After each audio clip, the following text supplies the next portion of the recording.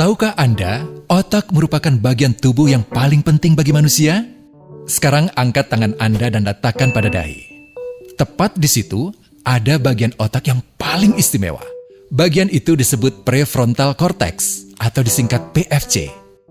Menurut peneliti otak Jordan Grafman, PFC ini hanya ada pada otak manusia, sehingga membedakan kita dengan binatang. Bagian ini diciptakan dan dirancang khusus oleh Tuhan supaya manusia mampu memilih dan memiliki etika.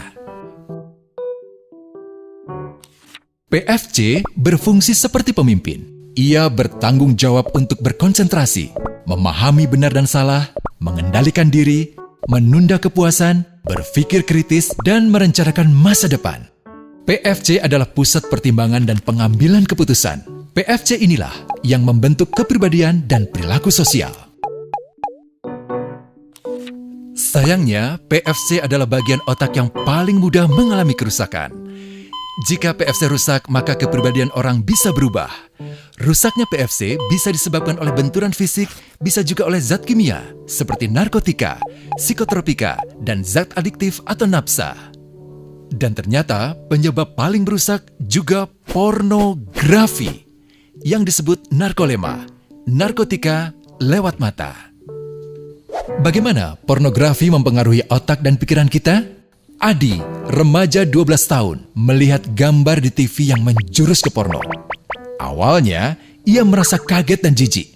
Ini karena sistem limbik di otak Adi menjadi aktif. Sistem limbik mengatur emosi juga keinginan makan, minum, dan berhubungan seksual. Sistem limbik ini kemudian mengaktifkan zat kimia otak bernama dopamin.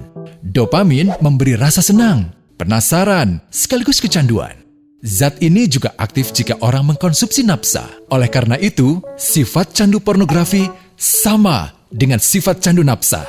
Otak akan mengingat apa yang membuat Adi senang dan bagaimana ia memperolehnya. Jika Adi mendapatkan pembinaan akhlak, etika yang baik, dan patuh pada norma sosial, dorongan melihat pornografi, meskipun menyenangkan, akan ia abaikan. Namun karena hal itu tidak ada pada diri Adi, ketika ia sedang merasa bosan dan ingin mencari kesenangan, otak akan mendorongnya agar melihat pornografi lagi.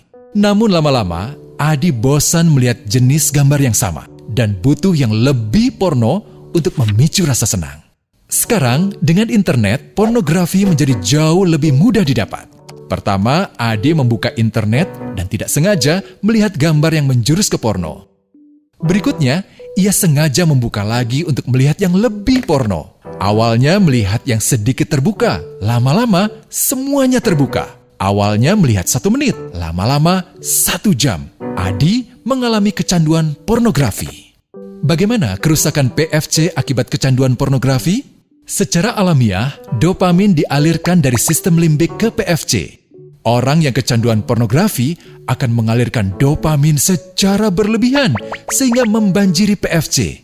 PFC menjadi tidak aktif karena terendam dopamin. Semakin sering PFC tidak aktif, ia akan semakin mengerut dan fungsinya terganggu.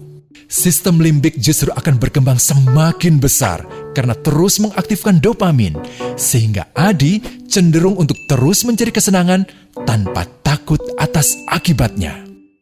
Jika tidak ditangani segera, Adi berpeluang besar menjadi pelanggan pornografi seumur hidup dan mengalami kerusakan otak di bagian PFC. Awalnya, ia akan kehilangan konsentrasi, penurunan kemampuan menimbang benar dan salah, serta berkurangnya kemampuan mengambil keputusan.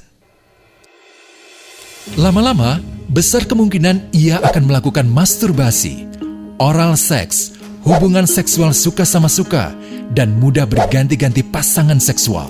Pernikahan dianggap tidak penting, pasangan dianggap hanya sebagai objek seksual semata, cenderung merendahkan derajat dan kehormatan lawan jenis. Selera hubungan seksualnya pun tidak sehat dan seenaknya, kasar sampai tega memperkosa. Manusia jadi tidak ada bedanya dengan binatang. Inilah dampak yang terjadi akibat kerusakan PFC. Ahli bedah otak Donald Hilton Jr. mengatakan, jika difoto menggunakan alat magnetic resonance imaging, otak yang rusak akibat pornografi memperlihatkan hasil yang sama dengan otak yang rusak karena kecelakaan. Ia juga mengatakan, Berbeda dengan dampak nafsa yang merusak otak di 3 bagian, pecandu pornografi yang sudah melakukan hubungan seks dengan anak-anak mengalami kerusakan otak di 5 bagian. Terbukti, pornografi pada anak lebih bersifat merusak karena PFC belum matang dengan sempurna. Tapi untungnya, otak anak yang belum sempurna ini masih mudah dibentuk. Pengaruh pornografi bisa lebih mudah dihilangkan asal ada usaha untuk memulihkan dengan sabar, terutama oleh ayah ibu, keluarga, dan orang terdekat. Pelajari bagaimana mencegah dan menangani anak yang terkena pornografi. Mari lindungi generasi kita dari bencana pornografi dan kejahatan seksual.